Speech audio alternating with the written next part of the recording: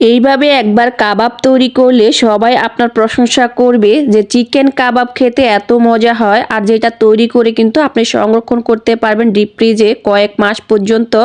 আসসালামু আলাইকুম, কেমন আছেন সবাই? কাবাবের জন্য এখানে আমি বুটের ডাল নিয়েছি। এখানে আমি 1 কাপ পরিমাণ ডাল আগে থেকে ভিজিয়ে নিয়েছি। আর এখানে চিকেন নিয়েছি আমি 700 গ্রামের মতো। আর দিয়ে দিচ্ছি এখানে আমি গোটা গরম মশলা, তার মাঝে আছে এখানে তেজপাতা, দারচিনি, লবঙ্গ, এলাচ, শুকনা মরিচ, দিয়ে দিয়েছি কয়েকটা পেঁয়াজ, আর দিয়ে দিচ্ছি আদা বাটা, রসুন বাটা 1 টেবিল চামচ করে, সামান্য পরিমাণে একটু হলুদের গুঁড়া দিয়ে দিচ্ছি, লাল মরিচের গুঁড়া দিয়ে দিচ্ছি 1 চা চামচ, তারপর ধনিয়া গুঁড়া দিয়ে দিচ্ছি 1 চা চামচ, লবণ দিচ্ছি পরিমাণ মতো, সরিষার তেল দিয়ে দিচ্ছি, দিয়ে খুব ভালো করে হাত দিয়ে মেখে নিচ্ছি। এখন এর মাঝে আমি 3 কাপ পানি দিয়ে কিন্তু ডাল আর চিকেনটাকে খুব ভালো করে রান্না করে নেব। চুলায় বসিয়ে দিয়েছি আর একটা ঢাকনা দিয়ে ডেকে এটাকে রান্না করে নিচ্ছি। একদম মাখো মাখো করে কিন্তু এটাকে রান্না করে নিতে হবে। আমি প্রায় আধা ঘন্টার মতো এটাকে রান্না করে নিয়েছি। আর আধা ঘন্টা পর দেখুন সম্পূর্ণ পানিটা শুকিয়ে গেছে। এখন আমরা যে গোটা গরম মশলাগুলো দিয়েছি সেগুলো কিন্তু তুলে ফেলে দিব। আর এটাকে ঠান্ডা করে নিব। ঠান্ডা করে তারপর ব্লেন্ডার দিয়ে আমি ব্লেন্ড করে নিব। আপনারা চাইলে কিন্তু এটা পাটাতে বেটে নিতে পারেন। এখন আমি আপনাদেরকে দেখিয়ে দিব আমি এটাকে কি পরিমাণে ব্লেন্ড করে নিয়েছি। এটা যাতে একটু আঁশ থাকে ওইভাবে করে কিন্তু আপনাকে ব্লেন্ড করে নিতে হবে। আর ব্লেন্ড করার সময় কিন্তু কোনো রকম পানি দেওয়া যাবে না। এখন আমি এর মাঝে আরও কিছু মশলা অ্যাড করব। এখানে আমি নিয়েছি পেঁয়াজের বেরেস্তা, ধনিয়া পাতা, কাঁচামরিচ কুচি, পুদিনা পাতা আর কাঁচা পেঁয়াজ।